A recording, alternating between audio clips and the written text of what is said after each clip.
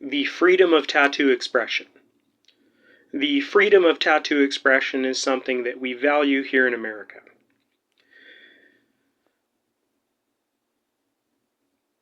The porn industry and the cage fighting industry could compromise the freedom of tattoo expression as time goes on, due to the combat sport Shotokan Krompit,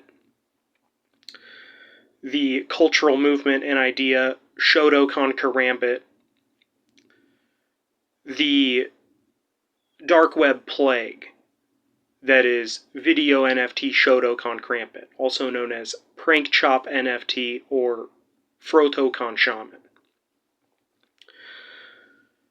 Shotokan Krompit is a combat sport that has become popular in Europe in the form of promotions like King of the Streets. King of the Streets is a combat sports promotion where you can bite, you can eye gouge, you can kick the head of a downed opponent. It is MMA without any rules. It is typically one-on-one. Of course, it is bare knuckle, empty hand. It is called Shotokan Krompit because of Shotokan Karate. Shotokan Karate is a traditional martial art. The practitioner's manual, the Shotokan Karate practitioner's manual, encourages its practitioners to bite and eye gouge for self-defense. When that is used for sport, that is called Shotokan Krompit. The word Krompit, a fusion of words.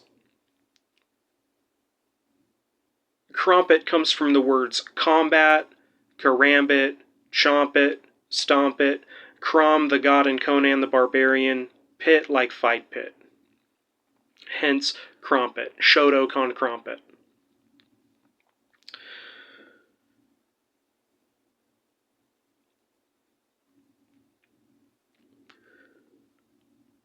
Peyronie's disease in the consumer of pornography. Cauliflower ears attached to a trained rapist stigma.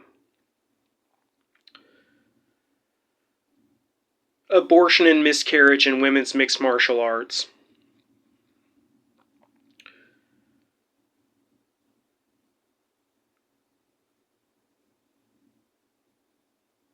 Animal combat tat mandate, gangs of tattoo consent, also known as Shotokan Krampit consent. Gangs who target rival gangs per tattoos and shank them. Sometimes they shank them on camera while masked. COVID enabled video NFT Shotokan Krampit further.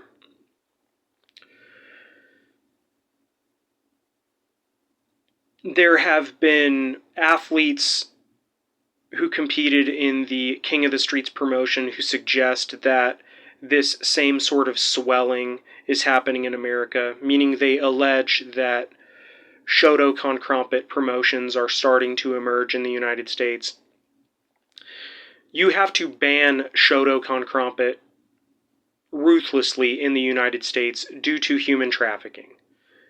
Cage fighting and pornography, these quote-unquote freedoms, are pushing us further towards